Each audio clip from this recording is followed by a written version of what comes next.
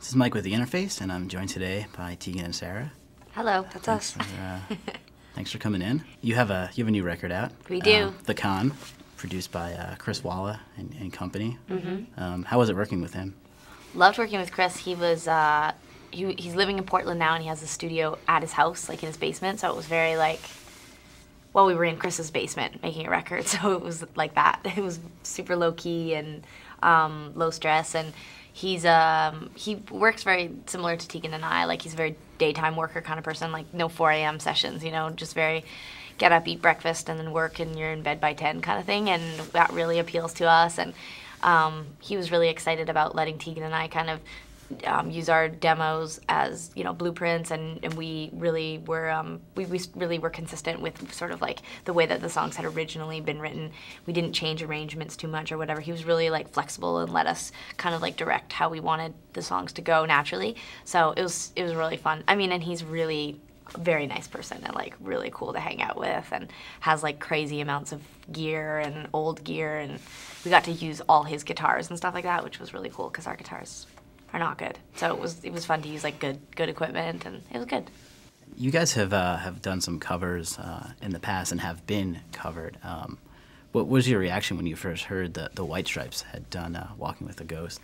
Our first reaction, like, I tell everyone this, and I feel like maybe I shouldn't because it makes us seem like nerds, but I'm like, I was so worried. My initial reaction was that they were like, it was like covering Ace of Base or something. Like, I was like, are they making fun of us? Like, is this a joke? But I think that, you know, we were obviously really like humbled and thought that was really cool. And the first time we actually heard the recorded version, Meg just like came down to our show in Detroit and played it for us, like in front of us. So I'll forever, nerve-wracking. Yeah, like I link hearing it with her, the experience of meeting her and hanging out with her and going bowling and stuff. So, I mean, it was exciting. It was really cool. And there was that mashup floating around of the Milo song, Yeah. which was interesting because, you know, they're both like kind of relevant songs at the same time, and someone, I think it was Party Ben, his name was, put them together. Yeah. Did you guys like that? Yeah, it was cool. I totally did. I really liked that record, so like the Milo record. Isn't it good? Yeah. Yeah, and I thought that song was really great, actually, and so I thought it was a really interesting mashup, and I think it's fun. I got so many emails and texts around that time from people who were like, I was at a dance club and your song came on. It's a dance song. And I was like, that's great. That's exciting.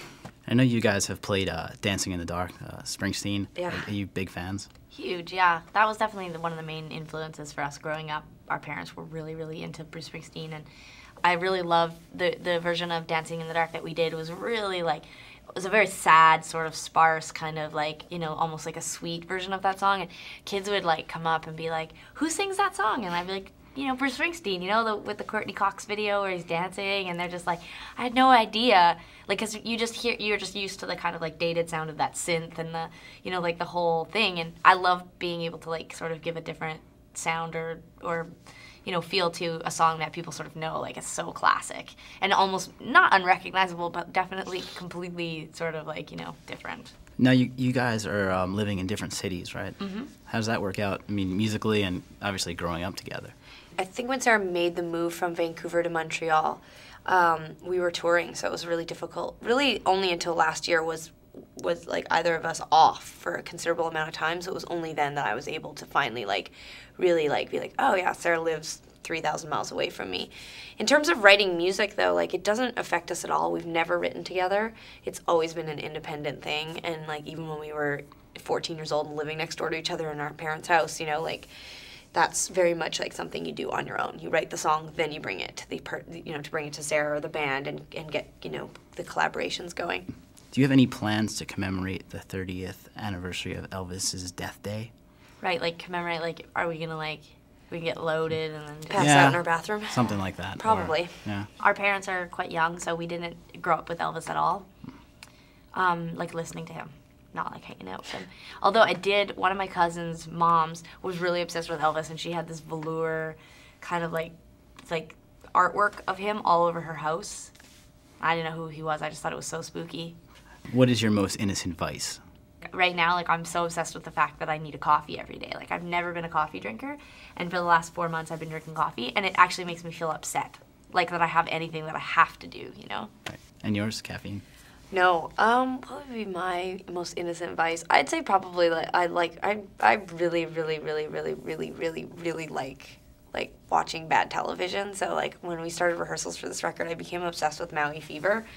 And I know it sounds weird because it doesn't it's not even really a vice, but it is because I think then I become when we were in rehearsals, I would go immediately home from rehearsal and be like, I got a lot of emailing to do and this and this and this, but really I just wanted to go home and watch Maui Fever. So it kind of makes me a little bit of an introvert, but whatever. What is your favorite city in America? I don't know. I used to be really into Philadelphia for whatever reason. That seems really random. People would always sort of make fun of me, but I really loved it there, and I love San Francisco.